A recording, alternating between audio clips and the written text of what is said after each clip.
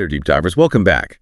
Have you ever felt, just completely caught in that swirling storm of anxiety, wishing you had some kind of map, a clear way to navigate it? What if managing that feeling wasn't really about fighting it, but maybe understanding it better? Today, we're doing a deep dive into a really, really insightful piece I found from Lindsay Elizabeth. It's called Daily Practices to Calm Anxiety and Shift Your Energy. And it's just packed with practical, personal methods she's found that actually work for her.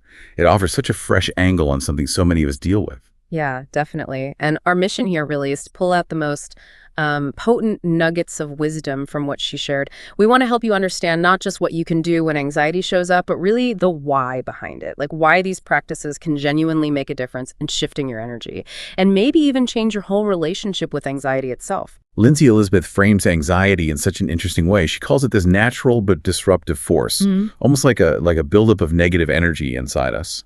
And she's really speaking from experience here. She talks about dealing with social and general anxiety for over a decade.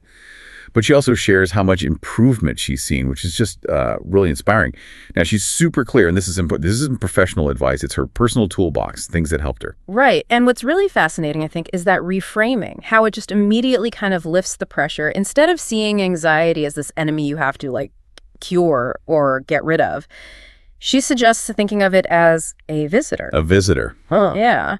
It sounds subtle, but it's powerful, right? It puts you back in charge of how you react when it shows up. You're not trying to cut out a part of yourself, just choosing your response, which she says is, in some ways, a natural force anyway. That shift in perspective alone feels kind of liberating, wouldn't you say? Absolutely. Liberating is the perfect word. It feels like permission to just approach it differently. And the first big practice she talks about, it seems almost too simple at first, but it's so key. Just spend time doing things you love. It's not just about quick fun. It's about actively, filling up your own cup, replenishing those emotional reserves, which is obviously crucial for dealing with anxiety.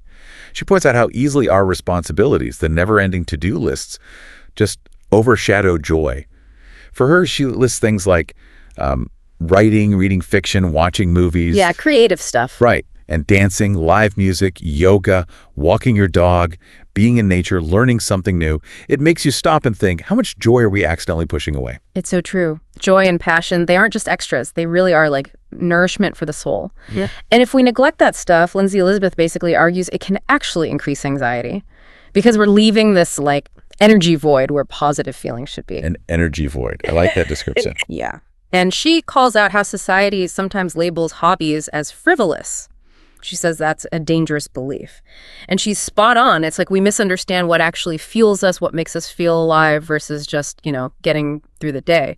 So looking at the bigger picture, maybe proactively making time for joy isn't a luxury. Maybe it's essential protection against that void anxiety loves. Okay, so for someone listening right now who's just feeling completely buried under their to-do list, how do they actually do that? It sounds great in theory, but, where do you even start finding the time? That's the million-dollar question, isn't it? I think she suggests starting by just checking in with yourself. What are you really craving in this moment? Is it quiet? Is it creativity? Is it movement?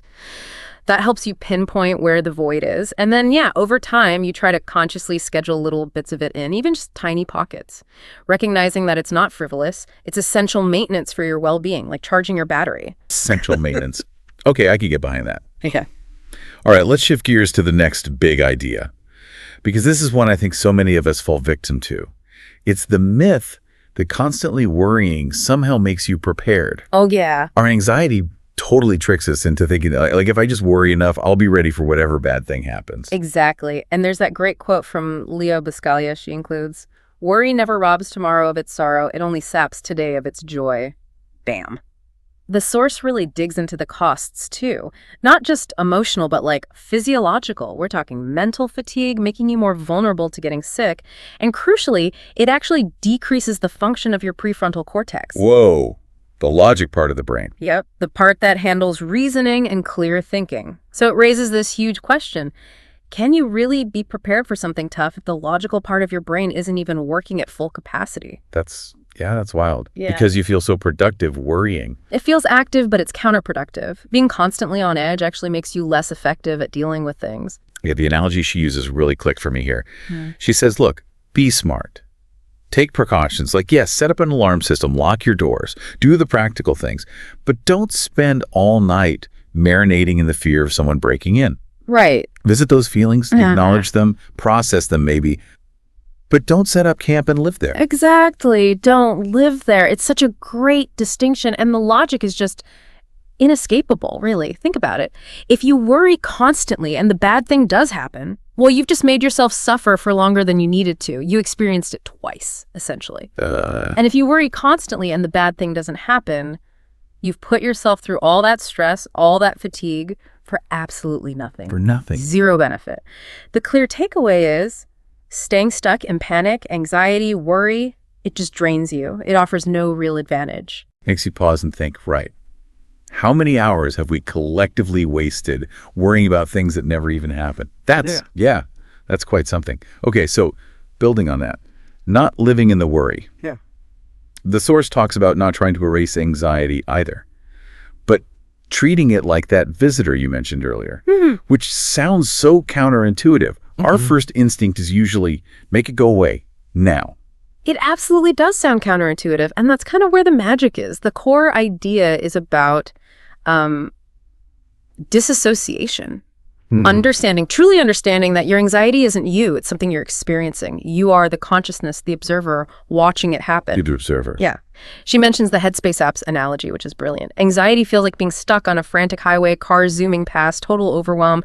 Disassociating is like consciously stepping onto the shoulder of the road. You can still see the traffic, the chaos, but you're not in it. You've created some distance, some breathing room. You're observing, not dodging. I love that visual. Stepping to the side. So clear. And then there was this other bit I found fascinatingly simple. She shares advice from Chris Evans, the actor. Oh, yeah. His trick for silencing brain noise. Just shh.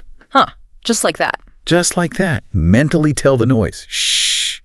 It's so direct. It just kind of halts the momentum, doesn't it? It really does. Yeah. And the why behind it, why shifting focus works, is because anxiety has this, she calls it a snowball effect. The more attention you give it, the more you feed it, the bigger and faster it rolls. Yeah. Anxiety isn't looking for like productive solutions from you. It just wants to feed on noise, create more noise. So by mentally saying shh or actively redirecting your attention elsewhere, you're cutting off its food supply. They're interrupting the cycle. Exactly. You're taking back control of your focus instead of letting the anxiety just drag you down the hill. It's an active choice, steering your mind. And it's not about like pretending the anxiety isn't there. It's about choosing where your valuable mental energy goes. She gives good, concrete examples of things that can really capture your focus for this redirection. Like working on a project, even just brainstorming phase can work. Yeah, getting absorbed. Right? Or getting lost in a really good book or a movie or a TV show. Anything that fully engages your attention. Precisely. It's about channeling that mental energy, putting it into something constructive or even just enjoyable rather than letting it spin out in that worry cycle. It's about reclaiming your mental real estate, basically. Okay, let's talk self-care. Because the source goes way deeper than just, bubble baths and fancy chocolates. Yes. Important distinction. She challenges that surface level view. I love this analogy she uses. Focusing only on that stuff is like only eating dessert for every meal and ignoring the other nutrients your body needs. That's good. So true. It's such a wake-up call, right? True self-care is way more foundational. It's not just reactive pampering. It's proactively building resilience. It really is. And she outlines these deeper categories of what she calls soulful self-care, real nourishment. First up, gratitude. And not just like quickly listing things you're thankful for. Right. More than a checklist. Yeah. It's about really feeling it. Shifting your whole focus from what might be wrong or missing to genuinely appreciating what is there. And there's solid science behind this too. Places like Psychology Today talk about Robert Emmons's research, showing that practicing gratitude actually increases happiness levels and reduces symptoms of depression.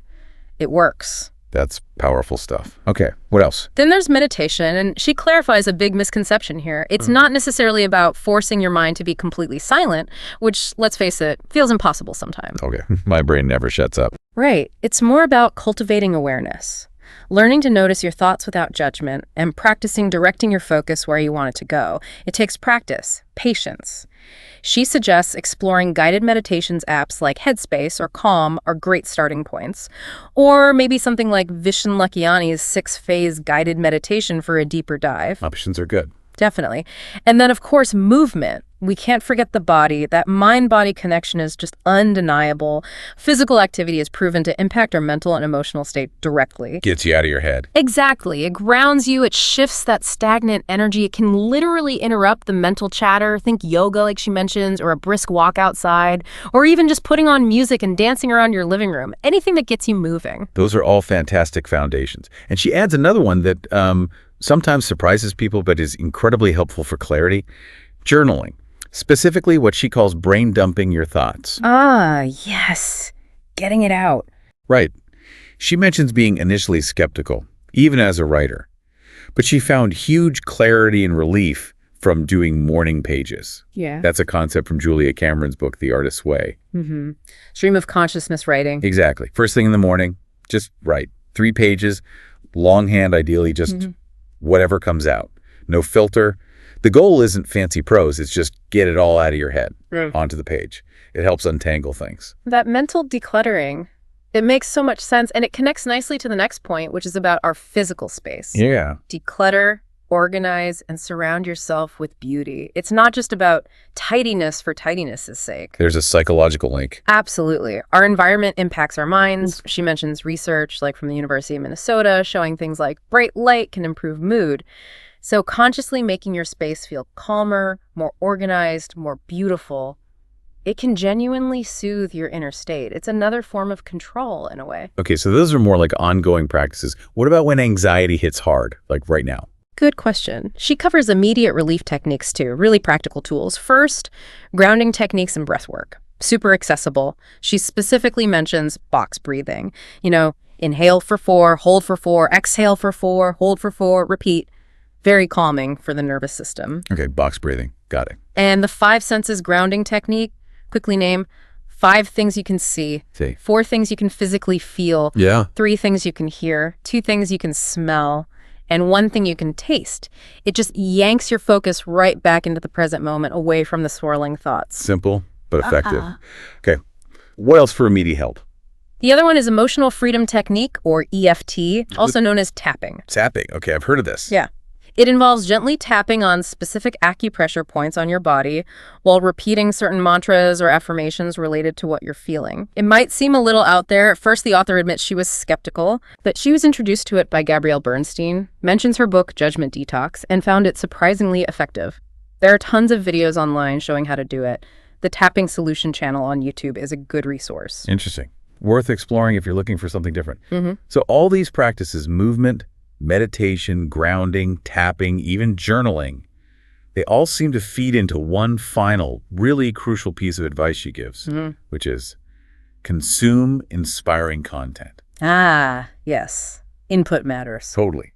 The quality of your thoughts, your ability to keep perspective when anxiety creeps in, it's directly linked to what you're feeding your mind day in, day out. If you're consistently taking in, thoughtful books, positive podcasts, uplifting articles, educational stuff, it builds a kind of mental buffer. It absolutely does. It's about consciously curating your mental diet. Right. Lindsay Elizabeth really emphasizes being mindful of your social media feeds, like actively unfollow or mute accounts that consistently make you feel bad or anxious. Oh, that's a big one. The comparison trap. Huge. And instead, intentionally follow and engage with sources that uplift, inspire, or teach you something valuable. She lists examples like TED Talks for fresh ideas, podcasts like The School of Greatness or Tim Ferriss for growth, Instagrams like Daily Stoic for perspective. So it's an active choice, counterbalancing the negative noise. Exactly. You're consciously choosing to populate your mind with more constructive and positive influences. Wow. Okay, so as you can probably tell from our deep dive here, Lindsay Elizabeth's piece offers just a wealth of practices, rituals, methods to help manage anxiety. Yeah. It might even feel a little overwhelming hearing them all listed out like this. It can, for sure. But the core message, I think, is really just to start small. Don't try to do everything at once. Pick 1 or 2 things that really resonated with you today, something that felt intriguing or doable, and just give it a try. Experiment. Exactly right. She stresses being committed but flexible. Commit to trying, but be flexible enough to adjust if something isn't clicking for you.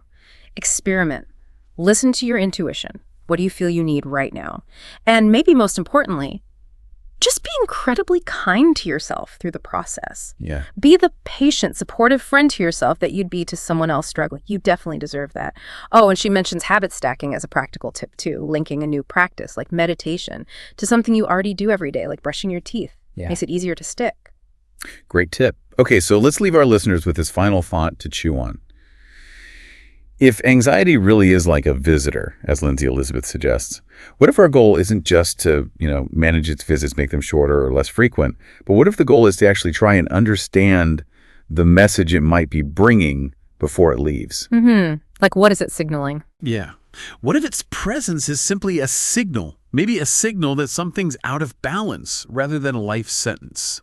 Something to think about. We would absolutely love to hear your thoughts on this. What's one anxiety calming practice that you found really works for you? Send us a DM, let us know. Until next time, keep diving deep.